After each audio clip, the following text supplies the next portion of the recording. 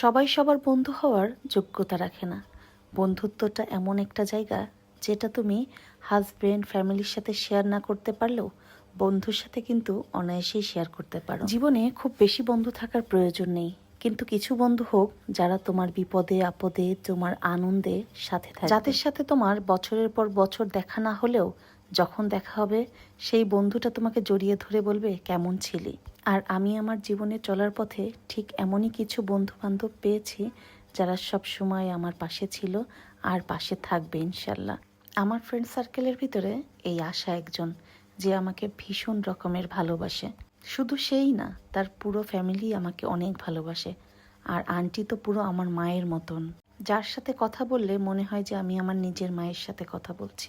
আর আমার এই নতুন বাসায় উঠার পরে তাকে এখনো ইনভাইট করা হয়নি, তো ভাবলাম তাকে একটু ইনভাইট করি খালাম্মা সহ। আর সে যে আমার জন্য কত কিছু এনেছে যা বলে শেষ করা যাবে না। শুধু আমার জন্য নয়, আমার বাচ্চাদের জন্য সে দুহাত ভরে জিনিস এনেছে। শুধু সেই আনেনি, আন্টিও কিন্তু আমার জন্য অনেক কিছু এনেছে। এক বুক ভালোবাসা। তাদের আনা অনেক গিফটগুলোর ভিতরে এই শাড়ি দুটো অন্যতম, যার ভিতরে আশা একটা আমাকে গিফট করেছে এবং আন্টিও কিন্তু আমাকে এটা গিফট করেছে। আর আন্টি আমাকে বলছিল তোমার কি পছন্দ হবে। আমার উত্তর কিন্তু একটাই, মানুষ যখন কাউকে কোনো কিছু ভালোবেসে দেয় সেটা আমার কাছে অনেক মূল্যবান, যেটা টাকা দিয়ে পরিমাপ করা যায় না। তো আশা আসবে বলে আমি সামান্য আয়োজন করেছিলাম। আমি একটা কেক বানিয়েছিলাম, ফালুদা তৈরি করেছিলাম, আর ফ্রাইড রাইস, সাথে চিকেন ফ্রাই, খুবই সিম্পল, আর ড্রিঙ্কস ছিল। আর আমি সব সময় চাই আমার স্পেশাল লোকদেরকে আমি নিজে হাতে রান্না করে খাওয়াবো।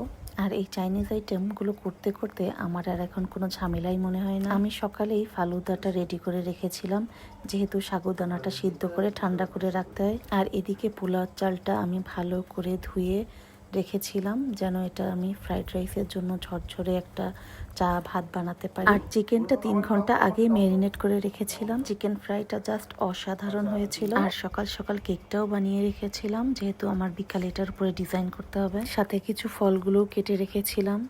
আপনি যখন সব কাজ সকাল সকাল গুছিয়ে নেবেন তখন দেখবেন আর কোনো ঝামেলাই থাকে না।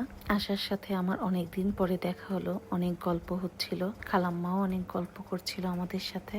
আর আমাদের বাড়িটা তো তাদের ভীষণ পছন্দ হয়েছিল। আন্টি আমাদের এই খোলামেলা বাসা দেখে ভীষণ প্রশংসা করছিল, আর এটাই আমাদের কাছে ভীষণ ভালো লাগে। আমি যখন কিচেনে রান্না করছিলাম আশা এসে এসে ঘুরে ঘুরে দেখছিল আর বারবার বলছিল আমি তোমাকে একটু সাহায্য করি। আশা এত ভালো মনের মানুষ যা আমি আসলে বলে বোঝাতে পারবো না। সে বলল অনেকদিন পরে নাকি মন খুলে গল্প করলো আজ আমার সাথে। সে আমাকে এতটাই ভালোবাসে যে যাওয়ার সময় তার নুপুরের থেকে একটা নুপুর খুলে আমার পায়ে নিচে হাতে পরিয়ে দিয়ে যায়। এই ভালোবাসাগুলো পাওয়া আমার কাছে অনেক বড় বিষয়। আমি যেমন মানুষ, আল্লাহ ঠিক আমাকে ঠিক তেমন মানুষদের সাথেই মিলিয়ে দেয়। আর এরকম একটা বন্ধু পাওয়া কিন্তু ভাগ্যের বিষয়। আজকে এ পর্যন্তই, আবার পরে অনেক গল্প হবে। তোমরা ভালো থেকো। আল্লাহ হাফেজ।